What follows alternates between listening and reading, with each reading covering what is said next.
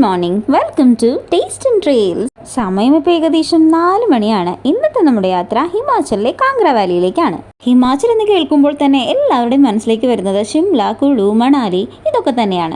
സത്യത്തിൽ ഹിമാചലിൻ്റെ ഒരു natural beauty ഒന്ന് അറിയണമെന്നുണ്ടെങ്കിൽ ഇത്തരം സ്ഥലങ്ങളിലേക്കും ഒരിക്കലെങ്കിലും വരണം. കാരണം ഷിംലയും കുളുവും മണാലിയും എല്ലാം ഇന്ന് ഒരുപാട് ടൂറിസ്റ്റുകൾ എത്തുന്ന വളരെ കൊമേഴ്ഷ്യലൈസ്ഡ് ആയിട്ടുള്ള ടൂറിസ്റ്റ് സ്പോട്ടുകളാണ്. ഹിമാചലിൽ തന്നെ അധികം എക്സ്പ്ലോർ ചെയ്യപ്പെട്ടിട്ടില്ലാത്തൊരു സ്ഥലമാണ് കാംഗ്ര. അതുകൊണ്ട് തന്നെ അവിടുത്തെ ഒരു ശാന്തതയും പച്ചപ്പും ഹരിതാഭയും ഒക്കെ ഇപ്പോഴും അതുപോലെ നിലനിൽക്കുന്നുണ്ട്. അതിരാവിലെ ആയിരിക്കും പൊതുവെ ഞങ്ങളുടെ യാത്രകളെല്ലാം തന്നെ. രാവിലെ പോകുന്ന യാത്രകൾക്ക് ഒരു പ്രത്യേക ഭംഗിയുണ്ടെന്ന് എനിക്ക് എപ്പോഴും തോന്നാറുണ്ട്. വേറൊന്നും കൊണ്ടല്ല, നമുക്ക് കുറച്ചും കൂടി റിലാക്സ്ഡ് ആയിട്ട് വണ്ടി ഓടിച്ച് പോകാൻ പറ്റും. അതോടൊപ്പം തന്നെ ട്രാഫിക്കും കാര്യങ്ങളും എല്ലാം നമുക്ക് ഒഴിവാക്കാൻ പറ്റും. ഒരു പരിധി വരെ നമ്മൾ വിചാരിച്ച ഡെസ്റ്റിനേഷനിലേക്ക് ഏകദേശം നമ്മൾ വിചാരിച്ച സമയത്ത് തന്നെ നമുക്ക് എത്താനും പറ്റുന്നുണ്ട്. എന്നെ സംബന്ധിച്ചിടത്തോളം ലക്ഷ്യസ്ഥാനത്ത് എത്തുക എന്നുള്ളതിലുപരി ഓരോ യാത്രയും ഓരോ അനുഭവമാണ്. ചെറിയ ചെറിയ ബുദ്ധിമുട്ടുകൾ ഉണ്ടായാൽ പോലും വീണ്ടും വീണ്ടും എന്നെ യാത്ര ചെയ്യാൻ പ്രേരിപ്പിക്കുന്നതും അതൊക്കെ തന്നെയാവും. ഹിമാചലിലേക്ക് കയറിക്കഴിഞ്ഞാൽ കാഴ്ചകൾ പതിയെ മാറി തുടങ്ങും. സമതലങ്ങളിൽ നിന്നും മലനിരകളിലേക്കുള്ളൊരു ട്രാൻസിഷനാണ് ഈ യാത്ര എന്നെപ്പോഴും എനിക്ക് തോന്നാറുണ്ട്. വളവുകൾ നിറഞ്ഞ റോഡുകളും പച്ചപ്പട്ടണിഞ്ഞ മലനിരകളും ഇടയ്ക്കിടെ കാണുന്ന ചെറിയ ഗ്രാമങ്ങളും ശരിക്കും ഈ റൂട്ട് തന്നെയാണ് ഈ യാത്രയെ ഏറ്റവും മനോഹരമാക്കുന്നത്. ഹിമാചലിലെ ഏറ്റവും പഴക്കം ചെന്ന ജില്ലകളിലൊന്നാണ് കാംഗ്ര. പ്രകൃതി സൗന്ദര്യത്തിനൊപ്പം ചരിത്രവും ആത്മീയതയും ഒരുപോലെ ഒന്നുചേരുന്ന സ്ഥലമാണിത്. ഒരു വശത്ത് ദൗലാധാർ മലനിരകളും മറുവശത്ത് വിശാലമായ കാംഗ്ര താഴ്വരയും ചേർന്ന് ഈ പ്രദേശത്തിന് ഒരു പ്രത്യേക ഭംഗിയാണ് നൽകുന്നത്. പോകുന്ന വഴികളെല്ലാം തന്നെ കണ്ണിന് കുളിർമ നൽകുന്ന കാഴ്ചകളാണ് കാണാൻ സാധിച്ചത്. കണ്ണിലും ക്യാമറയിലും പറ്റാവുന്നതെല്ലാം പകർത്തിയാണ് യാത്ര മുന്നോട്ട് നീങ്ങിയത്. കാംഗ്ര എന്ന പേര് കേൾക്കുമ്പോൾ തന്നെ ആദ്യം ഓർമ്മ വരുന്നത് ഇവിടുത്തെ പുരാതന ക്ഷേത്രങ്ങളാണ്. ബ്രജീശ്വരി ദേവി ക്ഷേത്രം, ജ്വാലാമുഖി ക്ഷേത്രം, ചാമുണ്ടാ ദേവി ക്ഷേത്രം എന്നിവ ലോകത്തിന്റെ വിവിധ ഭാഗങ്ങളിൽ നിന്നും ഭക്തരെ ആകർഷിക്കുന്ന തീർത്ഥാടന കേന്ദ്രങ്ങളാണ്. ഇന്നത്തെ നമ്മുടെ യാത്രയിലെ പ്രധാന ലക്ഷ്യസ്ഥാനം ശ്രീ ബ്രജേശ്വരി ദേവി ക്ഷേത്രമാണ്. ഹിമാചൽ പ്രദേശിലെ കാംഗ്രയിൽ സ്ഥിതി ചെയ്യുന്ന ഈ ക്ഷേത്രം ഇന്ത്യയിലെ പ്രധാന ശക്തിപീഠങ്ങളിലൊന്നാണ്. സതീദേവിയുടെ ഇടതുപക്ഷസ്ഥലം ഇവിടെ പതിച്ചു എന്നാണ് വിശ്വാസം.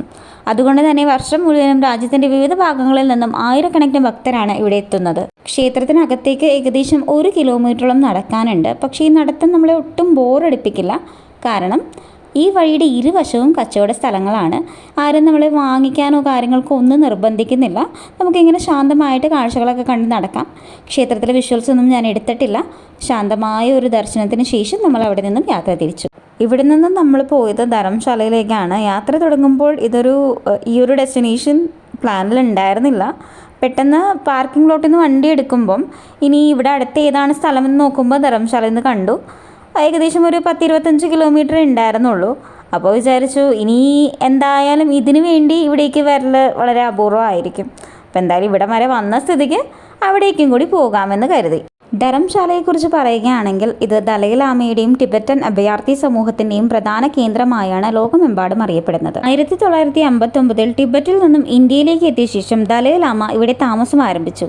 അതിനുശേഷം ധർമ്മശാലയ്ക്ക് ടിബറ്റൻ സംസ്കാരത്തിൻ്റെ വലിയ സ്വാധീനമുണ്ട്.